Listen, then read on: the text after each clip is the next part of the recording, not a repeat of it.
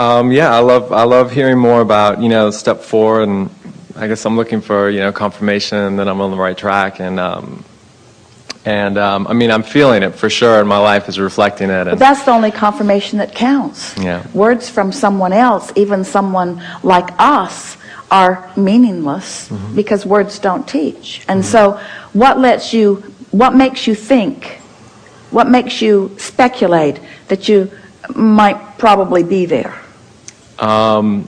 Be there or be on the disc? Yeah, or? chronically. What's different for you now?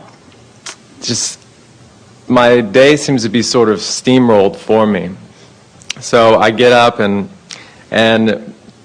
the timing is so perfect, and things that you can't even, things that are happening so fast. Esther said, I need to write this stuff down, but it was happening faster than she could write it down.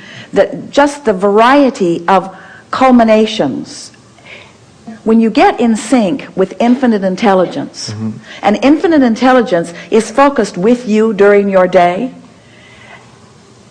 talk about right steps, talk about right leanings, talk about improved rendezvous. Almost indescribable to anyone who's not on the high-flying disc, isn't it? For sure. I can't even explain it to people, and it doesn't feel right too. It feels like I should hold back and let them figure out their own experience, Well, you might as well hold back in this sense. They're not going to get it anyway, and you just look like you're bragging. It's true. And it's really annoying to someone who wants to feel good and doesn't, to be around someone who overtly feels good and is talking about it. And I do feel good.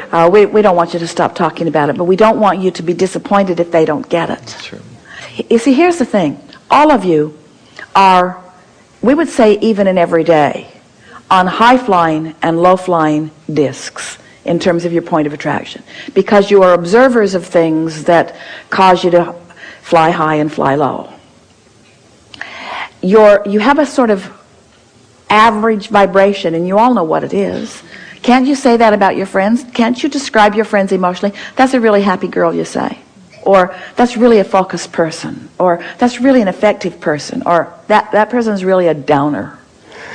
Don't you find yourself emotionally describing people? Sure. So you're up and down, up and down, up and down, most of you all day, every day, to some degree. So the source within you, and the whole reason that your emotional guidance system exists at all, is because your inner being, the source within you, never deviates from that vibration. And when you do, you can feel the vibrational gap. That's what your emotions are. So when you're frisky, you're in alignment. When you're depressed, you're not. When you're overwhelmed, you're not. When you're angry, you're not. When you're blameful, you're not. When you're resentful, you're not. When you're hopeful, you're still not in alignment, but you're doing better. When you are in love, you're in alignment. When you are in appreciation, you're in alignment. And so this vibrational gap is all about the thoughts that you're choosing in the moment. If your inner being were like you are to each other, which is what the conversation we had with our friend just a moment ago, if your inner being were empathetic with you, if your inner being were sympathetic with you, if your inner being was wanting to be there in the emotional way that you want your inner being to be there, when you're depressed, your inner being would be too, and you wouldn't feel depression because there would be no vibrational variance between your frequencies. So when you're angry, if your inner being were angry, you wouldn't know you were angry because there would be no vibrational variance. But your inner being will not be angry because your inner being is chronically in this pure positive energy place. Can you hear that? That's why when man describes what they want to call God as angry, we say, we don't know what you're talking about. But it's not what we know to be, you see. And so when you find yourself not feeling good, you have to understand that you've found some sort of separation, is too strong a word, but some resistance to who you really are. So now, as you and Esther and so many of you are practicing this high-flying disc, so you're there chronically. Just feeling good, feeling good, feeling good, feeling good, mostly good, feeling good. And when you're not feeling good, you know what to do about it. So take a nap or meditate. Do something to stop the momentum that has taken you from it. So you're chronically there. Now you're inner being like. So now you're moving around in a world with people who are sometimes there and sometimes not. if you don't do what your inner being won't do, if you don't join them in their anger, if you don't join them in their dysfunction, if you don't join them in their frustration, if you remain there, if they are going to remain in your experience, they're going to catch you in their up moments. And they all have up moments. And those are your teaching moments, you see. They will join you accidentally, by default, on the high-flying disc. And when they do, you're going to have a meaningful moment with them. Just don't try to affect meaningful moments by going and joining them on a lower disc. That's what makes you resent them. That's what makes parents want their children to behave. That's what caused this whole thing to get sort of out of balance, so that the question that our friend asked earlier is such an important question. How do we lose our way? You were willing to join one another on lower discs because the content of the conversation, the subject, seemed to matter more to you than the way it felt. That's really a breakthrough for you if you can hear it. If you will start thinking in terms of its vibrational content, which means in terms of the way it feels, rather than in terms of its intellectual properties. We'll demonstrate this in a way that will annoy you. But you'll get it. So let's say that you're having dinner with someone, some people around the table, and they are talking about a very current subject. And as they're speaking about it, nobody's feeling good. They're raising their voices. There's tension around it. A lot of complaining going on. So you don't want to go there because the vibrational content is taking you from alignment. So you try to change the subject. It's really a beautiful day today, you say. And they look at you like you're from another planet. Keep up, keep up. Keep up with the conversation here. We're talking about something important here. So you listen again, and it feels bad to you. So you become distracted because you don't want to go there. And so then you interject something in the conversation. Did I tell you about the wonderful thing that happened with my child last week? And they are annoyed that you keep changing the subject because they've chosen a subject. Oh, it feels awful, but it's the subject of the table. And if you want to be at this table, then you got to join this subject. Otherwise, you look like a weirdo. That's what we're talking about. And most humans join the topic because you don't want to look like a weirdo, rather than sustaining the vibration of life that you were born to live, you see. So the short-term conversation keeps winning out, rather than the long-term sustaining of pure vibration, which then will lead you eventually into clarity and dinner conversations with another set of people in another situation. In other words, you can talk about interesting things that feel good too, you see. So that's what we mean by choosing the conversation in your own mind, or the conversation that you're having with another, based upon how it feels, based upon its vibrational relationship to who you are, rather than upon what's current in your society or around the dinner table. And it's a little hard at first, because people often say to us, my old friends seem to be going away.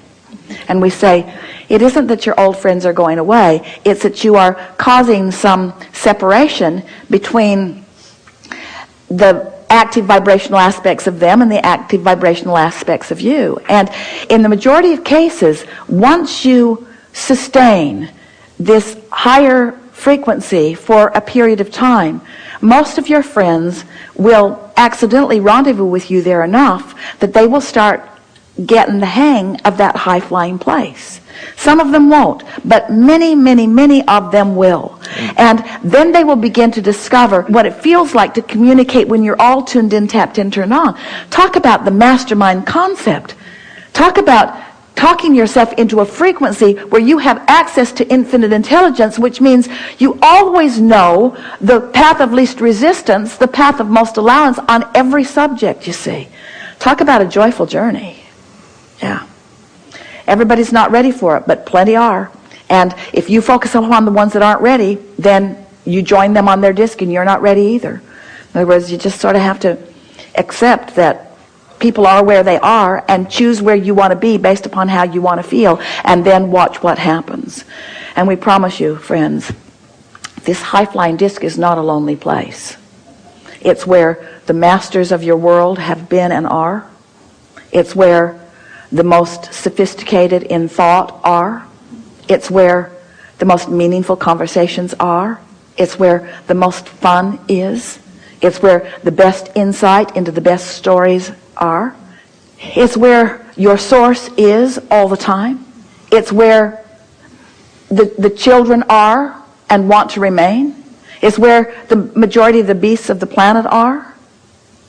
It's where you rendezvous with the true essence of who you are. To be in complete alignment with who you are and then step into an experience that you've had before and have the experience seem like a totally different experience because your frequency has changed. It renews you in the world. People are often not on a high-flying disc and wanting to be. So they're seeking out experiences that they believe will make them feel better. But the experience doesn't make them feel better. They travel around the world and they feel the same ornery way everywhere they go. Because the external experiences cannot fill the void from the internal misalignment. So when you hear this, and it makes sense to you because it resonates with what's at your core, so you begin practicing it and you begin noticing it, then what you discover is you don't have to travel all around the world into places that you've never been before. You just need to move around the world you've been living in for a long time in places you've never been before.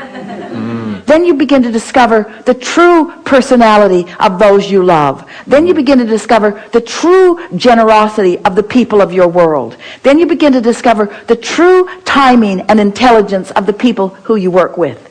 Then you begin to discover the true perfection of your interaction with one another.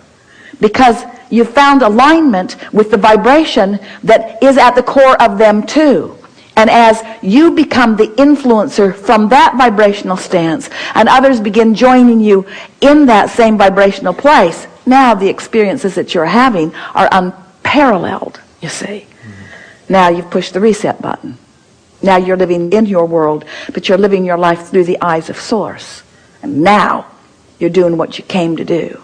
You're living joyfully and having never-ending expansion and discovering the eternal nature of your being and liking every step along the way. And even finding yourself, as we started out here today, standing in a place where something that you really want hasn't come to fruition, but you don't feel the absence of it because you know how it works. So you're feeling the eagerness of what's coming rather than the current reality that it hasn't come. When you go on vacation, you don't say, I'm going to go here and here and here and here and here and here, all these places, and then I'm going to come back home. And then you say, oh, logically speaking, since home is my final destination, and I am home, then why go?